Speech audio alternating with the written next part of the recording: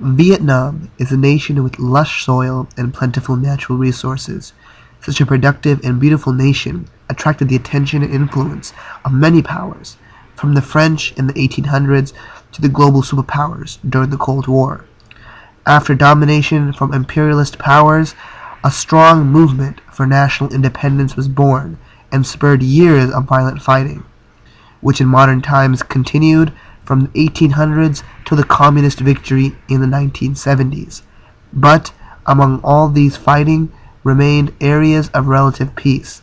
One such area was the Ajang province in the Mekong Delta, a region populated by the Hoa Hao Buddhist sect.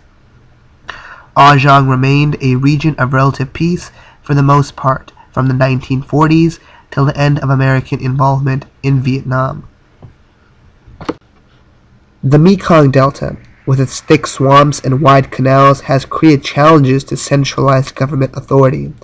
This geographic isolation provided an opportunity for certain social elements to thrive, which usually would be opposed by the central government in Saigon. One such group is the Hoa Hao Buddhist sect. The Hoa Hao sect was founded in 1939, when at the age of 20, Win Fu So, the group's prophet, declared himself the reincarnation of Buddha. Viewing itself as a reformation of modern Buddhism, the Hoa Hao faith swelled to over 1.5 million followers. From among its followers, the Hoa Hao formed a military wing of about 20,000. This militia consisted of everything from well-armed soldiers to women with antique swords.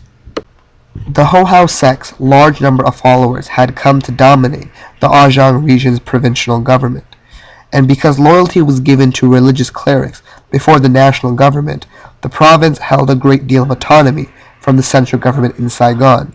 The staunchly anti-colonial sect opposed the French fervently since its founding, to the point of allying themselves with other anti-colonial groups, such as the communist Viet Minh.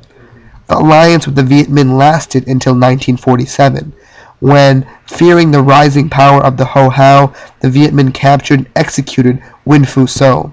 Since then, the Hoa Hao became emphatically anti-communist. At the yearly commemoration of Win Fu So's assassination, Hoa Hao leaders give stirring speeches, but in 1965, the ceremony degenerated to rallying both Hoa Hao and Catholic support against the communists, to the bane of the sensitive South Vietnamese government. Such a unilateral move by the provincial government highlighted the Hoa Hao's loyalty to the religious establishment before the government. With religious obedience hindering Saigon's influence and the powerful militia inhibiting communist infiltration, the Hoa Hao were able to maintain an incredible amount of independent control over the Ajang province.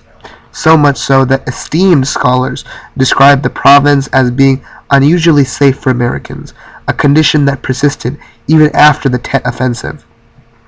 In the 1960s, a time of particular hostility in Vietnam, amongst the swirling turmoil, the Hoa Hao government maintained relative serenity in their province. This tranquility is what attracted journalists like Takashi Oka to come and report in the region.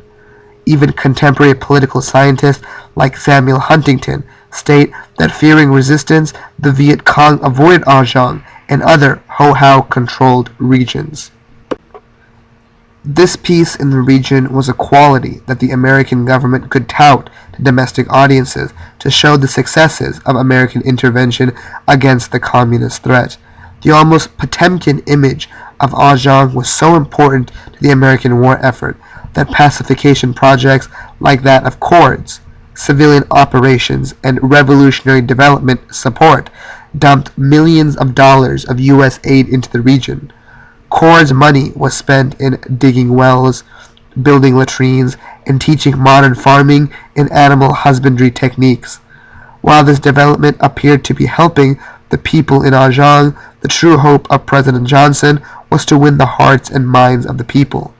But in 1966, a Honolulu meeting with the South Vietnamese Prime Minister, Johnson realized that modernization efforts like that of electrification and modernizing farm techniques were not helping the common people that he so wished to satisfy. The Hoa Hao people have proven to be a strong and pious group.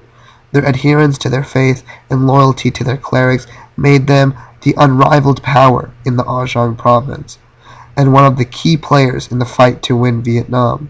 Their organization and ability to amass resources was able to keep the Saigon government and communists at bay, while also proving to be strong allies to the United States during its involvement in Vietnam. Ultimately, the Hoa Hao remained central figures in the Vietnamese struggle for independence.